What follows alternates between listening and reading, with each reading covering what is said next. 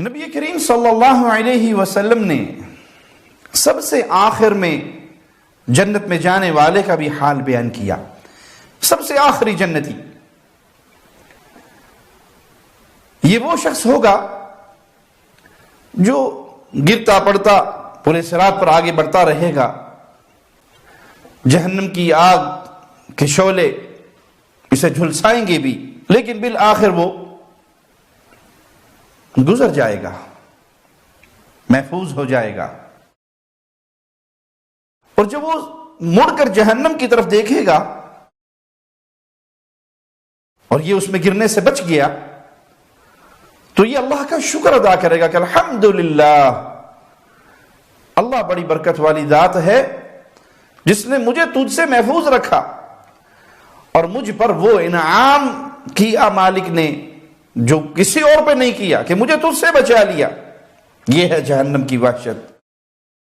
اللہ سب اہل ایمان کو جہنم کی آگ سے محفوظ رکھے اور اپنے فضل و کرم سے، اپنی رحمت سے، اپنی عطا سے ہم سب کو بغیر حساب کے، بغیر عذاب کے، بغیر سابقہ عقاب کے جنت میں اعلیٰ مقام عطا فرمائے. تو یہ خطاب کرے گا جہنم سے کہ اللہ کا شکر ہے جس نے مجھے تجھ سے محفوظ رکھا، تجھ سے بچا لیا اور تجھ سے بچا کر مجھ پر وہ انعام کیا جو مجھ سے پہلے کسی اور پہ نہیں کیا. اتنے میں اسے ایک درخت دکھائی دے گا، وہ کہے گا اے اللہ مجھے اس درخت کے نیچے بٹھا دے، میں اس کا پانی پیوں، میں اس کے سائے میں بیٹھوں. تو اللہ مالک فرمائے گا بندے اگر میں تیری یہ خواہش پوری کر دوں تو پھر مجھ سے تو اور بھی مانگے گا، تیری خواہشات بڑھیں گی.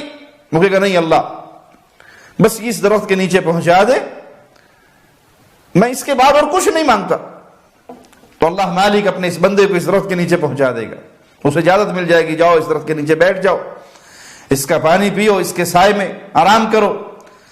تھوڑی دیر بعد کچھ فاصلے پر اس کی نظر ایک اور درخت پہ پڑے گی تو یہ بے اختیار ہو کر کہے گا کہ اللہ وہ درخت جو ہے نا بس مجھے اس کے نیچے پہنچا دے. اللہ مالک اس کو اس کا وعدہ یاد کروائے گا کہ تو نے ابھی مجھ سے وعدہ کیا تھا کہ بس یہ درخت اور اس کے بعد میں کچھ نہیں مانگتا. وہ کہے گا نہیں بس اللہ تیری عزت کی قسم بس اس درخت کے نیچے پہنچا دے اور یہ میرا آخری سوال ہے، پھر میں کچھ نہیں مانگوں گا. تو آدم کے بیٹے نے جو منظر دیکھا ہوگا، جو درخت دیکھا ہوگا، وہ چیز ایسی ہوگی جس پہ وہ صبر نہیں کر سکتا. تو اللہ اس کی یہ دعا کو قبول فرمائے گا اور اس درخت کے نیچے سے پہنچا دے گا. جب اس درخت کے نیچے بیٹھے گا، اس کا پانی پیے گا، اس کے سائے میں آرام کرے گا تو جنت کے دروازے کے قریب ایک تیسرا درخت نمودار ہوگا، اس پہ اس کی نظر پڑے گی. یہ کہے گا اللہ اس درخت کے نیچے مجھے پہنچا دے. اللہ مالک اس کو اس کا وعدہ یاد کروائے گا کہ آدم کے بیٹے تو نے مجھ سے وعدہ کیا اور اتنی جلدی اس وعدے کو توڑ رہا ہے. تو نے اس درخت کے نیچے آتے ہوئے کہا تھا کہ میں پھر اور کچھ نہیں مانگوں گا، اب تو پھر مانگ رہا ہے. وہ کہتا اللہ نہیں بس تیری عزت کی قسم اس درخت کے نیچے پہنچا دے اور یہ میرا آخری سوال ہے، اس کے بعد پھر میں کچھ نہیں مانگتا. تو اللہ مالک اس کو اس درخت کے نیچے پہنچائے گا کیونکہ جو منظر، جو چیز اس نے دیکھی ہے وہ اس کی برداشت سے باہر ہے، اس پہ صبر نہیں کر سکتا. یہ اس درخت کے نیچے بیٹھے گا، اس کا پانی پیے گا، اس کے سائے میں آرام کرے گا. جب اللہ اسے باب جنت کے قریب کر دے گا تو یہ اہل جنت کی آوازیں سنے گا اور پھر عرض کرے گا اے اللہ مجھے بھی اس جنت میں داخل کر دے.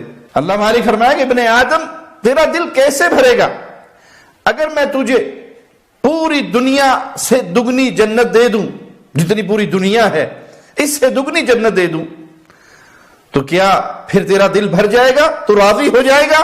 وہ آدمی کہے گا اے اللہ تو رب العالمین ہے اور مجھ سے مذاق کرتا ہے،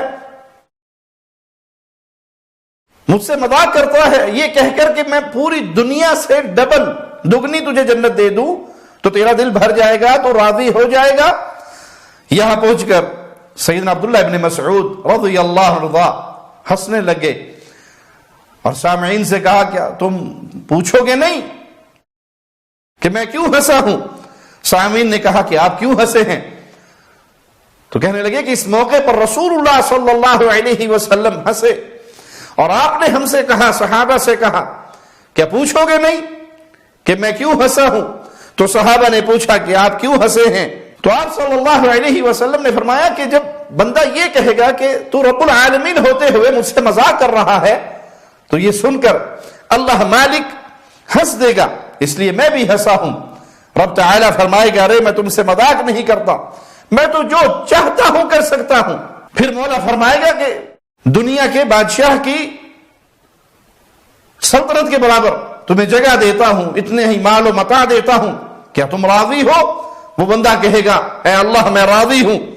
رب فرمائے گا یہ سب کچھ تمہارا ہے، اور اس کے ساتھ اس سے 2 گنا، اس سے 3 گنا، اس سے 4 گنا، اور اس سے 5 گنا۔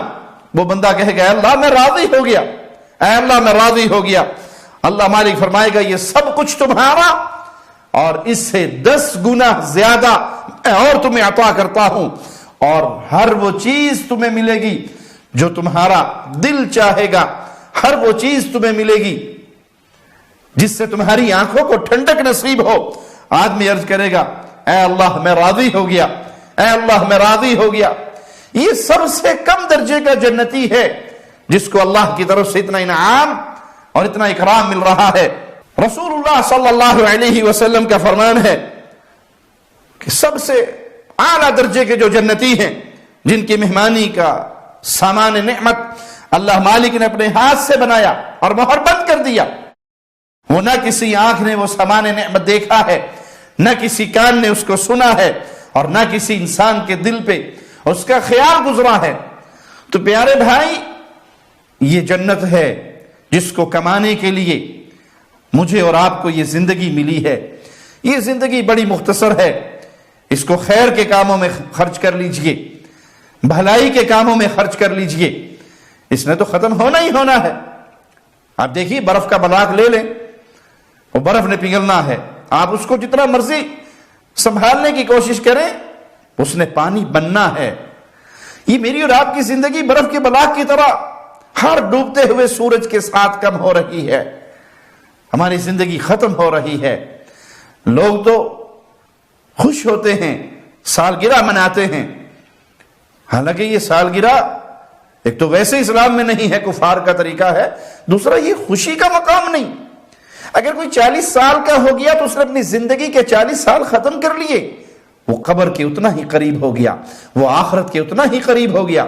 تو پیارے بھائی، آخری جنتی کو کیا کچھ ملے گا آپ نے حدیث کی روشنی میں سن لیا، اور اعلیٰ جنتیوں کو کیا کچھ ملے گا آپ نے حدیث میں وہ بھی سن لیا۔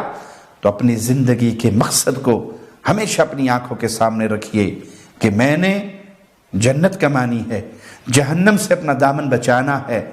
انسان کے 2 گھر ہیں، جنت کے اندر بھی جہنم کے اندر بھی۔ جیسی زندگی گزاریں گے ویسا گھر آپ کو مل جائے گا۔